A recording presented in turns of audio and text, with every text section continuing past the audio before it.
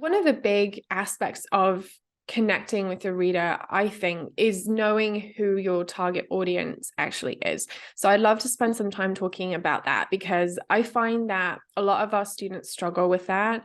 They tend to have a very broad population group that they are writing for, instead of thinking about an individual person or somebody who has an emotional attachment to an issue and has desires and triggers and needs and barriers and all these things that go with being in a certain situation. So how do you help somebody understand the importance of narrowing down on that target audience and making sure that is specific enough so that you can connect with the reader? What a difficult situation to be in, right? Where we're writing for 200 people, a million people, we don't always know who's going to read something. And yet, you're right, if we depersonalize it to the point that it feels generic and not about us, the reader, people won't want to read that. I usually ask people or suggest that people imagine the real. When you're writing, imagining a person not only reading the information, but using it, which is a back to words, right? I used to talk in my business writing workshops about our readers, and I'm talking a whole lot more lately about our users, because it helps me stay in the right mind frame of this person has to actually walk away and be able to do something with this without asking me questions, and so it has to be used. So imagining the real, you talked earlier about thinking about your probable reader. We can imagine that person maybe opening up what we've written on a phone and trying to go around and do things in relation to that. Maybe they're going to go shopping for healthy food. How is that going to be usable as well as just information? And so I try to ask people to imagine the real, imagine a real human being. How busy are they? How stressed are they? Are they walking around? Are they on their phone? Are they on their desktop? And that helps me stay out of that zone where I can start writing in a sort of generic voice that we all know how to do, because we've all heard that voice growing up and it sounds distant and remote. And that's not what readers want at all. You're right. Yes, I agree with that. Looking through the lens of, will this be practical and useful for people? Because another thing that I see people fall into the trap of all the time is they might make 50% or even more of their written piece about the past, about how things used to be and what led to the current state of affairs, or new developments and how they came to be. And they're not actually getting to the point yet. They're not getting to this the value that the reader is expecting or hoping to see until much, much later. And so they've already lost the reader by the time they would even get to that place. So how would you suggest that somebody really focuses in on what the reader actually needs? How can they kind of connect themselves with that before they embark on planning out a piece of writing, so they don't end up just giving so much background that they never get to the meat of the story? That's a really tough situation, because as writers, we're thinking, but I want to be helpful and give all this background. But then as a reader or a listener, we're thinking, oh my God, I'm already on page 3, right? When is this thing going to start? And that's a flaw of mine as a writer. And I was doing it on my YouTube videos. I was taking forever to give background, and somebody explained it to me in a way that worked. He said, stop with the preamble, no more preambles, just do the thing. And that's helped me to kind of remember, oh yeah, I have to get right to it. But I think a lot of it also has to do with just the order. Writers are nervous. We're thinking, oh my gosh, they're not going to understand what I meant if I don't give good background and context. But guess what? You don't have to do it first. You don't also have to force it on them. You could offer some through hyperlinks. You could offer some lower on your email and say, see below for background on this project. You can still put your main point forward. I always encourage people to write in a meaning forward manner. Get your meaning out there early. And whether it's a document or an email, meaning get your main point out there early in that whole thing. If it's a sentence, get meaningful words in the beginning instead of putting it off with a bunch of junky words. And so that meaning forward mindset kind of helps me. And I try to think, okay, if I want to say 5 things, what's the best order of relevance for my reader in terms of, like you said, maybe in my mind, 1, 2, 3, 4, 5 is the most logical, but maybe only 3 and 4 are exciting.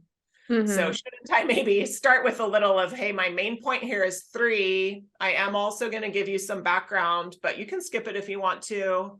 You know, I could offer headings and they could skip it if they wanted to, but we've got to get everyone on the same page first by talking about what is this communication for ASAP. Yeah. And it brings to mind the classic example of when someone's looking for the recipe for something and they have to scroll through pages and pages of backstory to just get to the recipe. And it's just the classic like eye-rolling situation because nobody cares how this recipe came to be or what it means to you and your family. Like all they want to do is just make the recipe. And so I think that's one way to look at it, that no one wants that. No one wants to waste their time looking at things that they didn't search for or they didn't ask for. And so that's one thing that I always teach people, is that you have to imagine someone actually looking for this content. What did they search in Google to find it? And what are they expecting to see? And if you can identify that, you know if you're answering that question or not. You can use that as your entire overarching structure of your piece, because why would somebody search for something and want to see something completely different? It just doesn't make any sense. And as a user yourself who's done that, you can relate to that, and you wouldn't want it to happen to you, so you wouldn't want it to happen to them.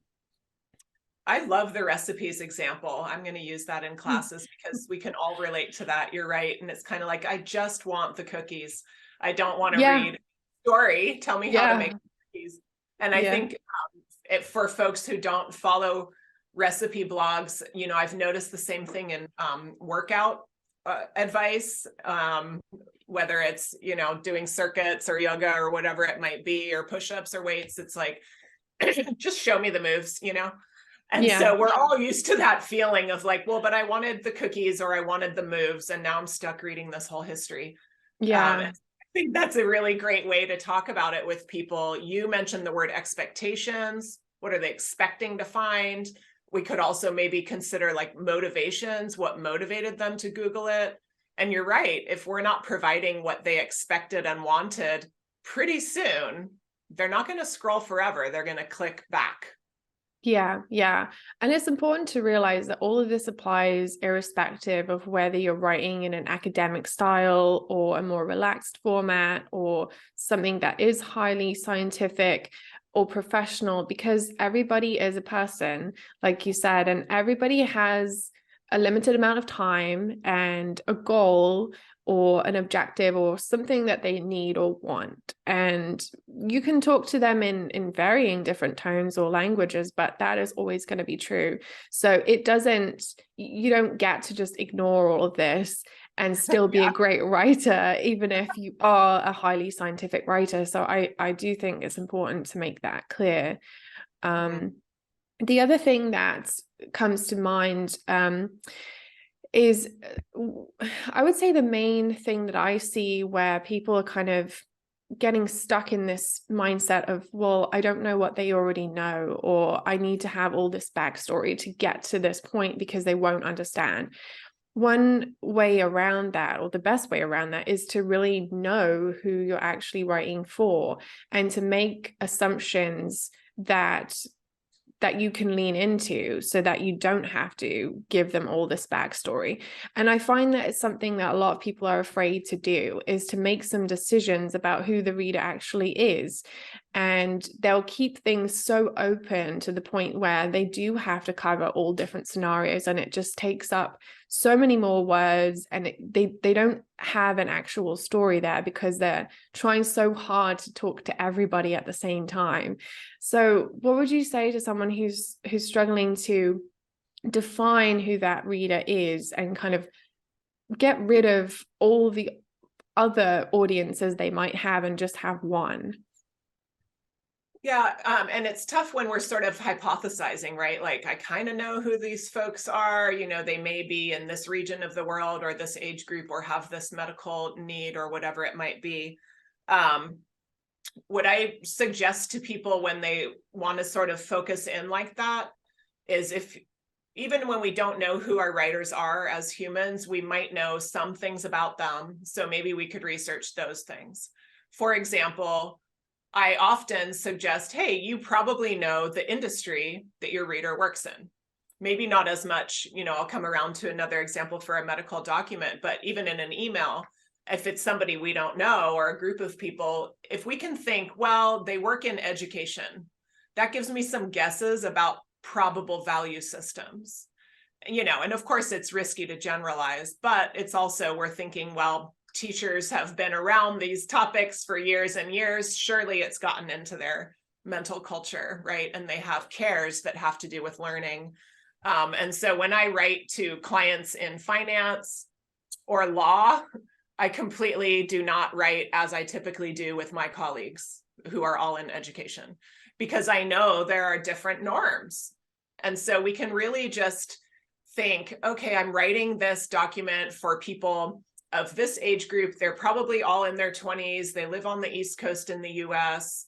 What are some norms? What are people in that age group up to out there right now? How can I research the general situation just to help me forget about all the other random ideas I maybe have, and focus in a little more on what's useful? Yeah. Yeah. Yeah, I think age is a really common one, and maybe a gender as well. And also, like you said, where they live. So either the socio-demographic or, you know, sometimes within medicine, there's different levels of access to certain types of care, or Right. different amounts of reimbursement that they might get. And so you have to keep those things in mind, because you can't be promoting a service that is not available to people in that area, or would be too expensive for them because of their cost of living, or what have you. But yeah, it's kind of having the confidence to say, well, I know enough to be able to create an avatar of this reader, and to really define some of these things before I start writing. And so that's one thing that we highly encourage, is to actually write out where the reader is right now in their life. What are they going through? What do they need? What are they feeling? What are they thinking? And like, make those assumptions before you even start to think about how you're going to approach the writing part of it. Because if you don't know who you're talking to, you don't have anything. You just have information or random facts. And how can you make any kind of difference if that's all you have?